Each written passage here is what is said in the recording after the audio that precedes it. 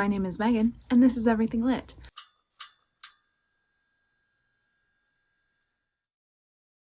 Welcome back to my channel. Really, Vino?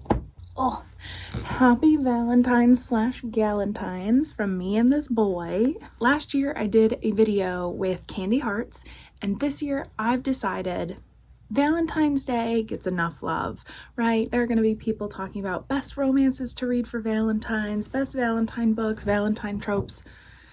You know what we're going to celebrate? We're going to celebrate Galentine's Day. That's right, I have Galentine's recommendations for you today, and I don't usually do just like sit down recommend videos. So today I'm going to be talking about 7 books that I have read that center female relationships and female friendships, and 3 books that I have not read, for a total of 10 books that I'm going to talk about today. So first, I have Rain and Delilah's Midnight Matinee by Jeff Zentner. Rain and Delilah have like a cable TV show called Midnight Matinee on their local TV station. And this is like, 1 in the morning to 2 in the morning, or the midnight to 1 time slot. Really late at night, but they've got this spot and they talk about B-level horror movies and just, movies that are so terrible they're good. So this follows them creating their show, doing their little segments. One of the girls figures out who her father is and wants to meet him. The other girl really wants their show to take off, wants to get sponsorships, and so they end up going to a conference for horror, I think it is. And it's just, small town life, 2 high school age girls trying to figure out, do they want to go to college? Like, what do they want to pursue after this? And how their friendship is going to get them through it. This is a YA contemporary. There's a little bit of romance, but I don't remember it being a big part of the story. I was definitely here for the friendship, and the friendship in this is front and center. Another purple girls girl book, Hello Girls by Brittany Cavallaro and Emily Henry. I talked about this a lot a couple months ago when I first read it. I think this is a fantastic story about how friendship can save your life, can change your life, can be what you live for. We've got Lucille and Winona in a small town in Michigan. Winona's father is abusive and controlling and has told her her mother died, and he's trying to protect her from that drug overdose. And then Lucille lives with her mother and her brother, and they are super poor, trying to get out of these circumstances. Lucille is working herself to the bone to help support her family while her brother sells drugs and buys video games. And they decide one night things are terrible. They're going to run away. So Lucille and Winona decide they're going to go to Vegas. They're going to make a bunch of money because one of them is good at counting cards, and they're going to live their life away from all of these pressures and all of these people. And that sets off a whole chain of events that is crazy, but what gets them through is their friendship. And I really loved this. And I think a lot of people did say they wished it was sapphic, but it's not. It's about friendship. And that's why I'm going to recommend it. If you want a girls girl story about 2 young women coming into their power, this is it. And this is a YA contemporary. Next, I have Girls Made of Snow and Glass by Melissa Basherdoost. This is a YA fantasy, and it is a Snow White retelling. Now, you're thinking, Snow White, really? It has to have a romance centering it. Isn't Snow White and the 7 Dwarfs? Like, what are you talking about? No. This is about women. This is about women supporting women, and you've got Mina and Lynette. Mina becomes the stepmother queen. Lynette is the princess. You follow their 2 separate storylines. Mina as she meets the king, falls in love, her reasons for those things. And then Lynette in the current day as she learns about her past, why her mother died, how her mother died, and her place in the world, we'll say. And she does have to go on a journey to discover that. And then we have Mina dealing with the fallout of Lynette leaving. And there is a lot about men controlling women in this, and then women taking their own power. There is actually a sapphic romance in this, but it's not a giant part of the plot. The plot is Mina and Lynette and their stories and how they deal with being pitted against each other. I loved this retelling. This is one of my favorite Snow White retellings. Next, I have Other Birds by Sarah Addison Allen. This is an adult contemporary novel about a young girl who moves into her mother's apartment. Her mother died years and years ago, but this apartment has been held for her. Now she's 17 and she's moving in. And it's about her meeting all of the other occupants of this condo complex and becoming friends with them. And again, because she's 17, 18, figuring out what she wants to do with her life. This also follows some of the occupants of this condo complex. We have an older woman who actually dies in the first couple chapters, and it becomes kind of a mystery to figure out how she died. Was she murdered? And the owner of the condos hires our main character, Zoe, to clean out this woman's condo. This definitely has a mystery aspect, but the main thing is Zoe, and Zoe making friends and joining this community. She makes friends with a woman named Charlotte, who is kind of a will-o'-the-wisp, I want to say. She goes from place to place, doesn't settle for too long, and it's also about Charlotte, finding this friendship, finding a place to be in the world as well. There is a little bit of a romance in this, but it's not a giant part of the story. This is more centering about Zoe figuring out her relationship with her mother, and Zoe making friends with these other residents. This book made me cry. It's so much about belonging and finding the people that you belong with, your birds, your flock. Absolutely wonderful, and definitely centers female relationships and female friendships. These books kind of span all genres. I wanted to pick from several different genres, just so we've got a little bit of everything. Next on the list is Finley Donovan is Killing It by Elle Cosimano. This is a mystery thriller, kind of edging toward a cozy mystery, but more of a thriller. But this is about Finley Donovan, and she is talking with her agent because she is a writer, and talking about her latest book because she's a murder mystery thriller writer herself. And she's talking about her latest book and one of the characters killing someone else or getting killed, and a woman overhears her talking and thinks that Finley is a hitman, hit woman, hit person. And this woman slides a card over to her and says I'll offer you a bunch of money if you kill my husband.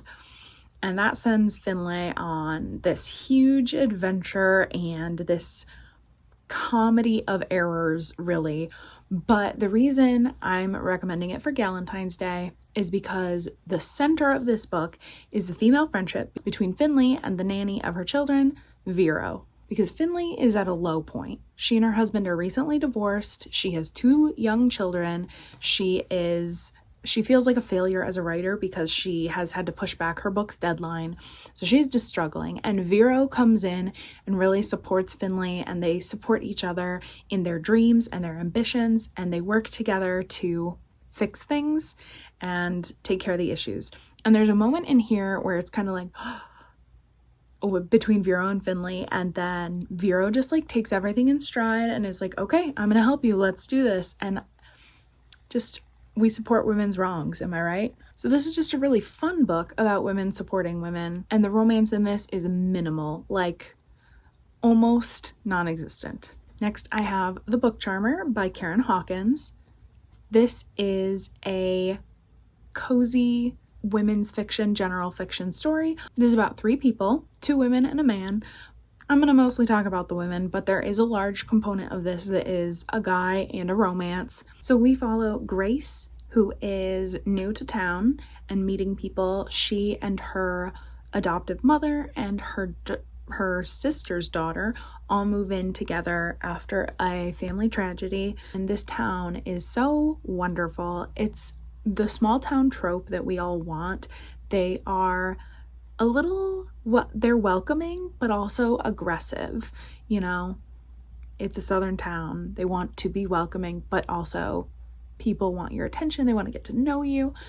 And so then we have Sarah, who has this ability to interpret books or talk to books even, and Sarah thinks that Grace is going to save the town. She is the person they've been waiting for.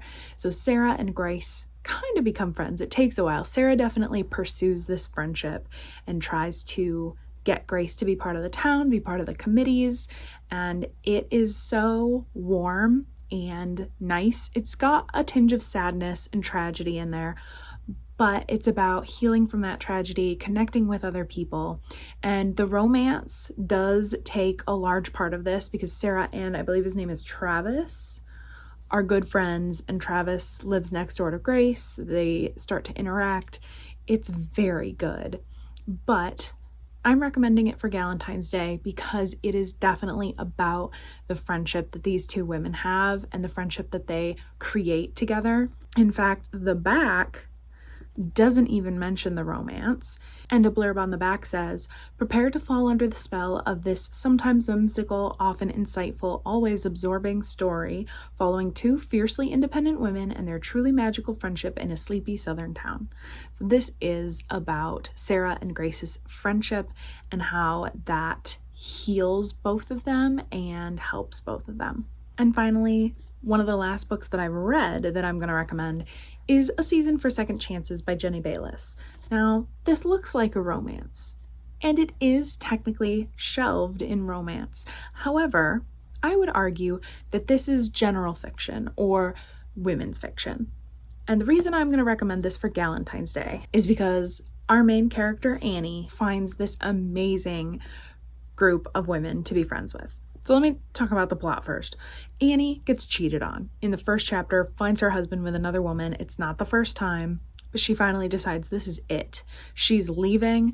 She does right then, leaves him, stays in a hotel for a while, and then she comes upon this opportunity to house sit for the winter, this beachside house.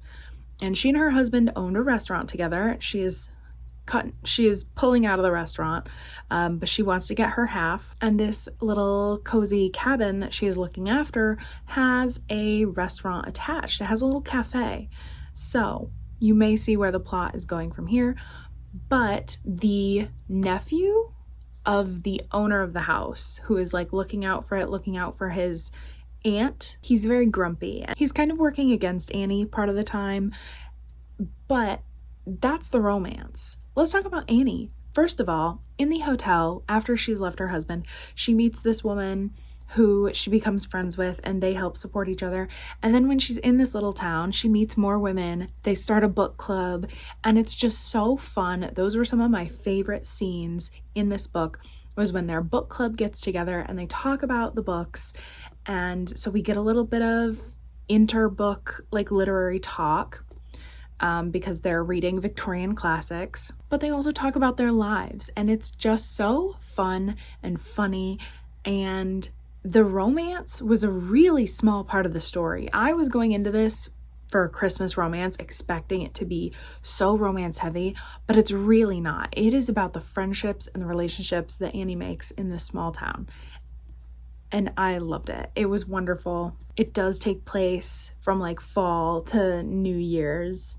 So it does have a bit of a Christmas romancy vibe, but it's just cozy. It's just cozy and warm and inviting.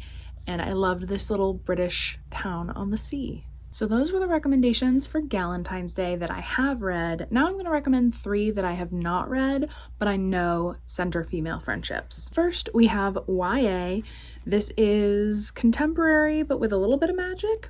This is For Girls Who Walk Through Fire by Kim DeRose. Our main character, Elliot, goes to a support group for sexual assault survivors, and one day she's tired of it. She's tired of the angst and being sad, and she recruits some other girls in this group to do a spell. They like find a spell book, and they're going to torment their tormentors. They're going to get some revenge. And so I think this is about these girls coming together to heal and maybe doing some bad things, which we love. I have Killers of a Certain Age by Deanna Raybourn.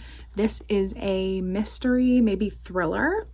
This is about a group of women, Billy, Mary, Alice, Helen, and Natalie, who worked for a network of assassins, and they have retired now. They're in their old age, but at this point they're being sent on an all expenses paid vacation to mark their retirement, and I believe someone tries to kill them. And so these women have to go on one last mission, try and figure out who tried to kill them, and come together to solve the mystery. And I believe this is about these women's friendship throughout their careers. And finally, The Bandit Queens by Parini Shroff is another female friendship, female-centered story. So our main character, Geeta, lost her husband. In the book, it literally says lost, like he walked out. She doesn't know where he is. And rumors started spreading that she murdered him. And this was an advantage because no one's going to mess with her. She killed her husband and got away with it. But then women in her neighborhood start coming to her as like, hey, I need your help. My husband is a piece of trash. I need your help getting this done. And I think they create this support network of women willing to do bad things. Why do all of these centered women doing bad things? I don't know, because we support women's wrongs. I can't say it again. But I do think this is about the female friendships that are created, and maybe even this like female mob, female gang that starts up on accident. It's very funny to me that all three of the ones I haven't read are about like women supporting other women, but also women murdering people.